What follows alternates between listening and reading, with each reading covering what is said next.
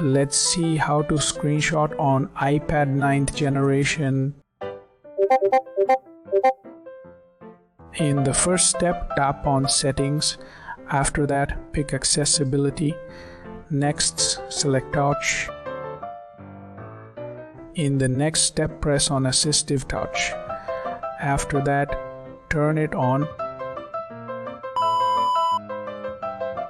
In the next step, hold the top button and home button at the same time. Now let go of both instantly. In the next step, press the Assistive Touch menu.